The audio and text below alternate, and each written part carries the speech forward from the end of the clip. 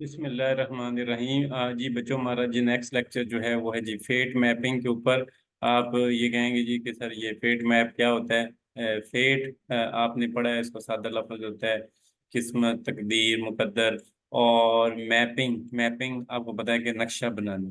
तो fate map यानी कि एक सिंपल जो है फेट मैपिंग एक ऐसी टेक्निक है जिसके अंदर हम ये जो है वो डिटरमिन करते हैं कि ये जो एम्ब्रियो है इससे क्या बनेगा। यानी कि एम्ब्रियो के सेल डिवाइड कैसे होंगे, एम्ब्रियो के सेल डिफरेंशिएट कैसे होंगे, और फिर ये सेल जो है माइग्रेट करके कहाँ कहाँ जाएंगे, यानी कि डेवलपमेंट के दौरान कहाँ कहाँ जाएंगे। यानी कि उनके उससे लास्ट जो लेक्चर हमने पढ़ा था कि जो मार्फोजेनेटिक मूवमेंट्स, वो मूवमेंट्स क्या होंगी सेल, यानी कि कहाँ से कहाँ सेल मूव करेंगे।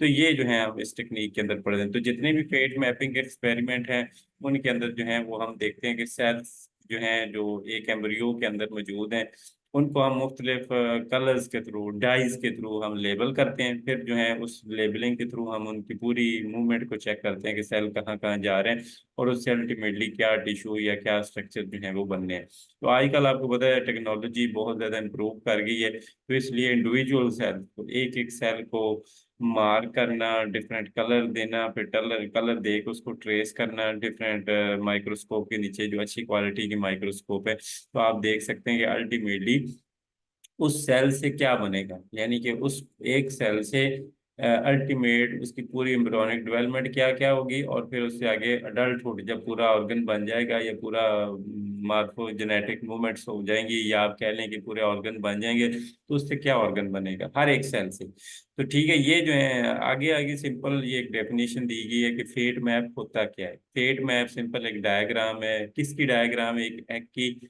या ब्लास्टूला की, फर्टिलाइज्ड एग की, या और वो क्या शो करती है हमें कि फेट ऑफ ईच सेल और रीजन, यानी कि जो एम्ब्रियो के अंदर ईच सेल है डिवीजन के बाद जो है उससे आखिरी स्टेज में, लेटर स्टेज में, बाद वाली स्टेज में क्या बनेगा। और फेट मैप आपको पता है बड़े इंपॉर्टेंट एसेंशियल टूल है एम्ब्रियोलॉजिकल एक्सपेरिमेंट के अंदर। और ये इससे रिसर्चर को क्या मिलता है? रिसर्चर को ये पता मिलता है, ये इंफॉर्मेशन मिलती है कि कौन सा एम्ब्रियो का पार्ट क्या बनाएगा। ठीक है, और यही हमें आज फिर जो कई कई जो आपको पता है एम्ब्रियो से रिलेटेड डिजीजेज हैं उनको क्योर करने में, उनका ट्रीटमेंट करने में हेल्प आउट होते हैं। क्योंकि अगर आपको पता ही नहीं है कि किस सेल से कौन सा ऑर्गन बन रहा है तो फिर आप उसको ट्रीट नहीं कर सकते, अर्ली स्टेज पे ट्रीट नहीं करते। अगर आपको पता है कि कौन सी सेल से क्या बन रहा है तो आप उसे वेरी अर्ली स्टेज पे एम्ब्रियो का ठीक कर सकते हैं, एम्ब्रियो को कर सकते हैं। तो इसलिए जो है वो, तो इसका एनालिसिस किया जाए इसकी ईच ब्लास्टोमियर का, यानी कि हर सेल जो है वो ब्लास्टूला का हर जो सेल है उसको हम क्या कहते हैं? ब्लास्टोमियर। तो उसने पहली स्टेज पे, दूसरी स्टेज में क्या बनना है। ठीक है, इस स्टडी को हम साइटोजनी या सेल लीनिएज स्टडी भी कहते हैं। अच्छा, अब इसको कंस्ट्रक्ट करने के, फेट मैप बनाने के क्या क्या तरीके हैं? तो इसके बड़े सारे तरीके हैं, उनमें से सबसे जो कॉमन तरीका है वो ये है, या आम तरीका जो है वो मौजूद है कि कई सारे एम्ब्रियो को हम अलाइव जो है, लाइव जो है वो ऑब्जर्व करते हैं। आजकल हमारे पास ऐसी टेक्नोलॉजी आ गई है कि पेट के अंदर ही, किसी भी जानवर के पेट के अंदर ही उसके साथ कई सारे जो है वो कैमरे अटैच किए जा सकते हैं, कई सारी ऐसी इक्विपमेंट अटैच किए जा सकते हैं, या उसको माइक्रो रख के उसके ऊपर से हम जो है उसको अलाइव कर सकते हैं। जो कर सकते हैं, ये स्पेशली इन्वर्टिब्रेट्स के अंदर पॉसिबल है। और ये ऐसे एम्ब्रियो को किया जा सकता है जो कि ऐसे एम्ब्रियो जो कि ट्रांसपेरेंट हों और उसके अंदर कुछ डाटर सेल्स हों और वो हों भी एक दूसरे के करीब। तो ऐसे केस के अंदर जो है वो हम इनको आसानी से मुहैया कर सकते हैं। अच्छा, ये इस केस में पॉसिबल है कि हम अलाइव करेंगे। ये अलाइव उस केस में पॉसिबल है जबकि मैंने बताया कि एक तो एम्ब्रियो ट्रांसपेरेंट हो और दूसरा क्या है, उसके अंदर थोड़े से सेल मौजूद हो, यानी कि और वो हों भी एक दूसरे के करीब। तो इस केस के अंदर जो है वो हम उनको आसानी से ऑब्जर्व कर सकते हैं। एक सेकंड जस्ट में।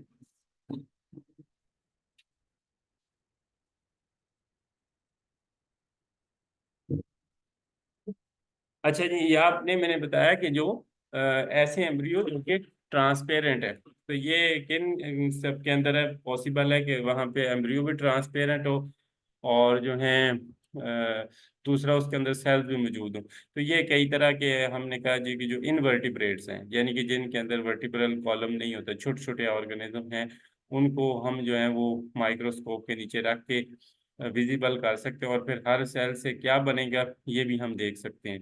और ये स्टडी जो है फर्स्ट टाइम की गई थी एडवन जी कॉन्कलिन ने 1905 के अंदर ट्यूनिकेट्स के अंदर, और स्टाइला पार्टिटा, ये कई तरह के यानी कि इनवर्टिब्रेट्स हैं, छोटे छोटे ऑर्गेनिज्म हैं। इनको हम कहीं मूव तो करना नहीं है इतना, तो हम इनको पेट्री डिशेस में रख के माइक्रोस्कोप के नीचे रख के तो आसानी से मेजर कर सकते हैं। इसके अलावा जो एक और तरीका है वाइटल डाई मार्किंग। इसके अंदर क्या करते हैं कि हम जो एम्ब्रियो को हैं ऐसे एम्ब्रियो जिनमें लाइव ऑब्जर्व नहीं किया जा सकता, यानी कि वो ट्रांसपेरेंट भी नहीं है, उनके अंदर सेल भी नहीं है, डिफरेंट कलर्स भी नहीं है उनके, तो फिर हमने क्या करना है कि हमारे पास एक और तरीका जो है कि वो है जी वाइटल डाइस। ये जो है फर्स्ट टाइम वॉग्ड एक बंदा था, इसने क्या किया कि एम्फीबियन के एग्स को मुख्तलिफ कलर दिए, यानी कि उसके जो मुख्तलिफ रीजन्स को मुख्तलिफ कलर दिए, यानी कि एक एम्ब्रियो के अंदर डिफरेंट रीजन है, हमने एपीब्लास्ट, हाइपोब्लास्ट, इस तरह के रीजन, तो उन हर एक रीजन को एक कलर दे दें, तो फिर बाद में जो है आप जो है उससे उसको ऑब्जर्व कर सकते हैं माइक्रोस्कोप के नीचे। और इसके अंदर ये है कि ऐसे कलर यूज किए जाते हैं जिससे वो सेल जो है वो डेड ना हो। तीसरा एक तरीका जो है वो है जी रेडियो एक्टिव लेबलिंग या फ्लोरिसेंट डाइज। ये फ्लोरिसेंट डाइज क्या है कि ये ऐसी टेक्निक है जिसके अंदर जो है हम जो है कई तरह के एक डोनर एम्ब्रियो लेते हैं। डोनर एम्ब्रियो मीन जिससे हम कोई टिश्यू को निकालेंगे, ठीक है, और एक होस्ट एम्ब्रियो लेते हैं, ठीक है। दूसरा हमारे पास होगा होस्ट एम्ब्रियो, यानी कि हमने क्या करना है कि ये जो डोनर एम्ब्रियो है इसमें से अगर कोई चीज़ निकालनी है, उसको जो है वो डोनर एम्ब्रियो को हम चूंकि एक सोल्यूशन के अंदर रेयर करते हैं जिसके अंदर हमने ये रेडियो एक्टिव थायामिडाइन केमिकल जो है वो मिलाया होता है, तो क्या होता है कि ये जो थायामिडाइन केमिकल है ये क्या हो जाता है उसके डीएनए के अंदर चला जाता है। किसके डीएनए के अंदर? उन सेल्स के डीएनए के अंदर चला जाता है। और फिर इन जो हमने इसके अलावा फिर हमने क्या करना है कि इसका हमने कोई भी पार्ट, कोई भी सेल जिसको हम ऑब्जर्व करना चाहते हैं कि उससे क्या बनेगा, उसको यहाँ से हमने निकालना है। निकाल के तो हमने ये जो नॉर्मल एम्ब्रियो है, दूसरा एम्ब्रियो होस्ट एम्ब्रियो जिसको हम नॉर्मल कंडीशन पे ग्रो कर रहे हैं, इसके अंदर हमने वो रीजन ऑफ हमारा इंटरेस्ट जो है इसको कट ऑफ करना है, और कट ऑफ करके होस्ट एम्ब्रियो से हमने उसको रेडियो एक्टिव के अंदर जो डोनर है उसके अंदर ग्राफ्ट कर देना है, ठीक है। जब ग्राफ्ट कर देंगे तो हमें पता चलेगा कि वो जिसको हमने फ्लोरेसेंट डाई दिया हुआ है, रेडियो एक्टिव डाई लगाया हुआ है, कलर लगाया हुआ है, उस कलर वाले सेल से क्या बनता है, तो ये हम मेजर कर सकते हैं। और फिर इसको हमने आरटीओ रेडियोग्राफी टेक्निक है, इसके थ्रू हम इसको चेक कर सकते हैं। तो ये एक तीसरा तरीका है। चौथा तरीका है जेनेटिक मार्किंग। जेनेटिक मार्किंग क्या है कि ये हमने कहा कि ये रेडियो एक्टिव लेबलिंग कह तो रहे हैं, मगर ये इतना आसान तरीका नहीं है, ये एक थोड़ा सा क्या है लेबोरियस वर्क है। इसके अंदर डेल्यूशन भी बनानी पड़ती है कई डिवीजन तक। दूसरा ये है कि इसके अंदर बेशुमार स्लाइड्स वगैरह प्रिपेयर करनी पड़ती हैं जिनको हमने ऑब्जर्व करना है, आरटीओ ऑटो रेडियोग्राफी के थ्रू ऑब्जर्व करना है, तो ये इतना आसान काम नहीं है। उसका एक हल ये है कि हम मोज़ेक एम्ब्रियो जो है वो क्रिएट करते हैं। मोज़ेक एम्ब्रियो मीन कि जो हैं ऐसे एम्ब्रियो क्रिएट करते हैं जिसमें से सेल मुख्तलिफ ऑर्गेनिज्म से लिए जाते हैं। मसलन ये जो है ये देखें कि चिक का एम्ब्रियो है, यानी कि मुर्गी के एम्ब्रियो के अंदर हम कोयल के कुछ सेल्स को ग्राफ्ट कर देते हैं, ठीक है। आपको पता है चिक से तो मुर्गी बननी है ना, मगर उसके अंदर कुछ ऐसे सेल जो दूसरे ऑर्गेनिज्म से लेके उसके एम्ब्रियो के अंदर हम ग्राफ्ट कर देते हैं। उस ग्राफ्टिंग से हमें सिर्फ उन सेल का डिफरेंस पता चलेगा कि नॉर्मल मुर्गी कैसी डेवलप होती है, और अगर उसके अंदर कोयल के सेल ग्राफ्ट कर दें, यानी कि लगा दें, इम्प्लांट कर दें, तो उससे क्या बनेगा, ठीक है। तो हम उसकी फिर स्केलेटल और उसके ब्रेन का मैप बना सकते हैं, ये भी एक तरीका जो है। अच्छा, ये तो कोई चार तरीके हैं फेट मैप बनाने के। अब ये है कि ये फेट मैप्स मुख्तलिफ ऑर्गेनिज्म में यानी कि वर्टिब्रेट में किस तरह के होते हैं। ये एम्फीबियोप्सिस जो कि सिंपलेस्ट हैं ऑर्गेनिज्म है हेमिकॉर्डेट्स के अंदर, तो इनके भी जो है हम फेट मैप बना सकते हैं अर्ली स्टेज के ऊपर। ठीक है। और फिर उससे जो फ्यूचर ऑर्गेनिज्म क्या बनेगा ये अनक्लीवेड सेल के अंदर, ये हम तस्वीर में देख सकते हैं कि ये इस तरीके से उन्होंने फेट मैप जो है वो बनाया कि फ्यूचर एंडोडर्म जो है वो उसने बताया जी कि ये देखें वेजिटल पोल की तरफ बन रही है, और जो दूसरा है जिससे जो है अल्टीमेटली जो है वो हाइपोब्लास्ट अब ब्लास्टूला बनेगा। और जो एरिया यहाँ पे है एनिमल पोल की तरफ, ये एनिमल पोल है, ये वेजिटल पोल है। ये कौन सा है? वेजिटल पोल, ये एनिमल पोल। और एनिमल पोल की तरफ ये जो सेल है इससे क्या बनेगी? एक्टोडर्म बनेगी। और ये जो एरिया है, ठीक है, इस जो है वेजिटल पोल की तरफ इससे एंडोडर्म और मीजोडर्म बनेगी। इसमें ये जो इलाका यहाँ पे देखें, यहाँ से नोटोकार्ड और न्यूरोप्लेट बन रही है, ये उसका एम्फीबियोक्सिस का मैप दिखाया गया। इसके बाद जो है एक और मैप, यानी कि उसने एग्जांपल दिया फ्रॉग्स की, कि फ्रॉग्स के अंदर कैसे हैं। तो ये इन्होंने जीनोपस जो ब्लास्टूला ऑब्जर्व किया, जीनोपस का एट 32 सेल स्टेज के ऊपर, और 32 सेल स्टेज के ऊपर उसमें से कोई ऐसी डेवलपमेंट नहीं थी, ऐसी यानी कि इंडिकेशन नहीं थी जिससे पूरा मैप बनाया जा सके। मगर इन्होंने इसको लेटर स्टेज तक मेजर किया, यानी कि ऑब्जर्व किया। और फिर ऑब्जर्व करने के बाद जो है इन्होंने कैसे ऑब्जर्व किया, इसको lipophilic dyes such as DiI का इस्तेमाल करते हुए, ठीक है, और इसको लेबल्ड रीजन को उन्होंने फिर माइक्रोस्कोप के, तो उसके अंदर ये देखें इस तरह के मैप्स बनते हैं। इनमें से ये देखें कि ये जो एनिमल पोल की तरफ है एपिडर्मिस बनती है, फिर इसका जो बैक साइड जो है वो ये देखें नर्वस सिस्टम बन रहा है, और ये बीच में एक पूरा रीजन है जो कि मार्जिनल जोन बन रहा है। उस मार्जिनल जोन का ये वाला हिस्सा ही है, ये देखें नोटोकार्ड बन रहा है। ये वाला जो है सोमैटिक सोमाइट्स, यानी कि आप उसके हार्ट्स बनने हैं, ठीक है।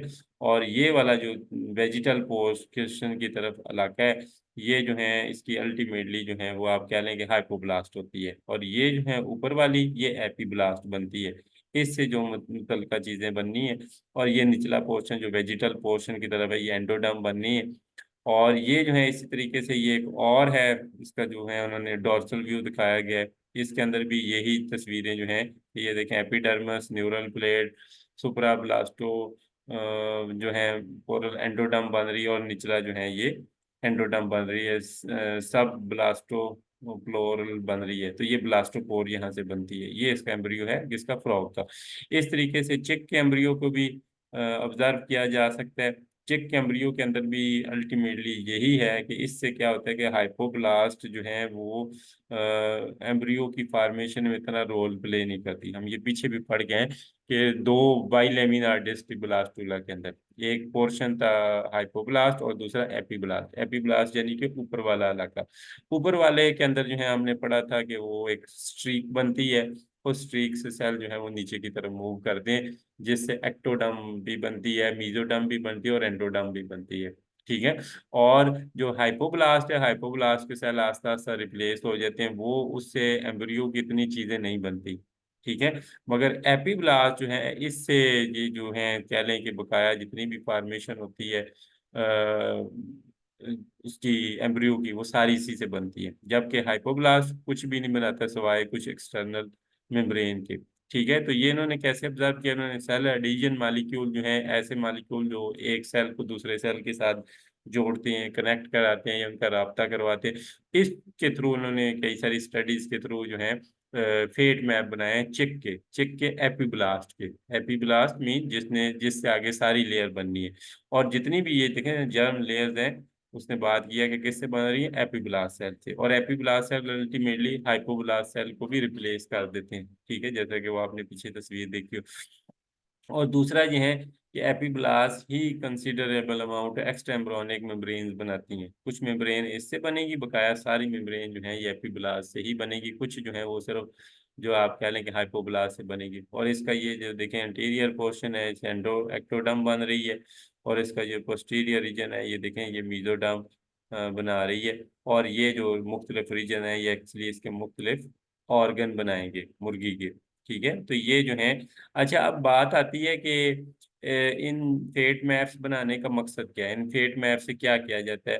तो फेट मैप एक्चुअली जो है हमें हेल्प आउट करते हैं मार्फोजेनेटिक मूवमेंट्स ऑफ सेल्स को ट्रेस करने में, कि ये जो मार्फोजेनेटिक मूवमेंट जो हमने लास्ट लेक्चर में पढ़ी हैं, ये डिफरेंट मूवमेंट्स होती हैं। तो ये मूवमेंट कहाँ कहाँ से शुरू होती हैं, फिर कहाँ जाते हैं सेल्स, मूव करके कहाँ जाते हैं, और फिर कौन सी अल्टीमेट फाइनल पोजीशन वो लेते हैं, और उन पोजीशन के बाद जो है उससे जो है ये अल्टीमेटली फेट मैप बनाने की। हाँ, इससे ये नहीं पता चलता कि अल्टीमेटली वो जो एक टिश्यू बना है मूवमेंट्स की वजह से, उससे आगे उसकी क्या पोटेंशियलिटी है, उससे क्या बनेगा।